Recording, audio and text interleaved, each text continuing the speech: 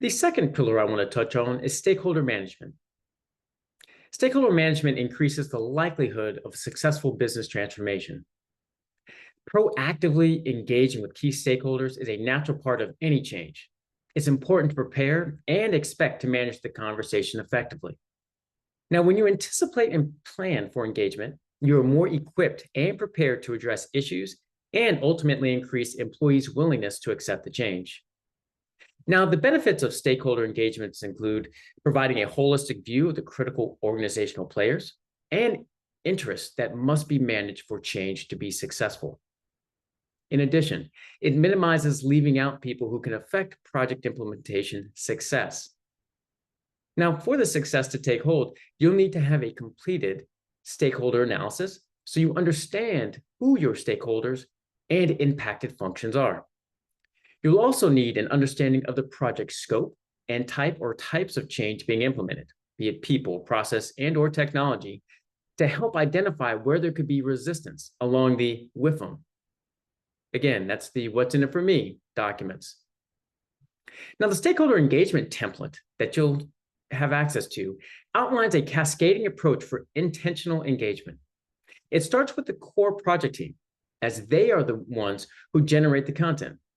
It then ensures key stakeholders across the executive teams, business units, and change agent network, which I'll address in more detail shortly, are accounted for and cataloged for intentional engagement.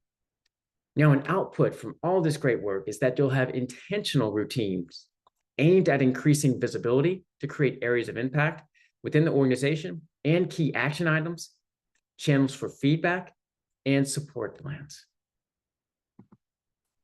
Now, to touch on a little bit more about the Change Agent Network.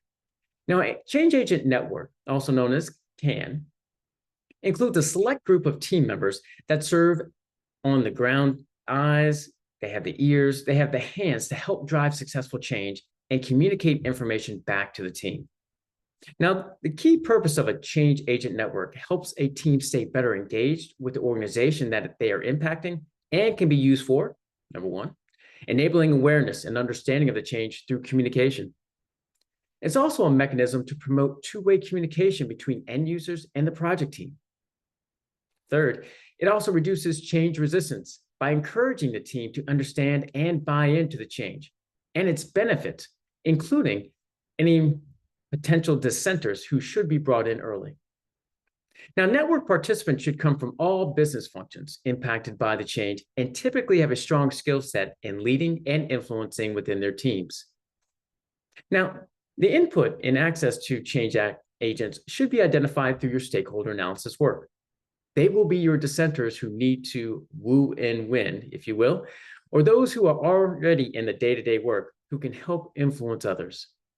The Change Agent Network template provides the framework of the overall Change Network program, who to select, the role this group will play, and meeting cadence for ongoing support. This group forms the foundation for communities of practice, which I'll touch on at the very end.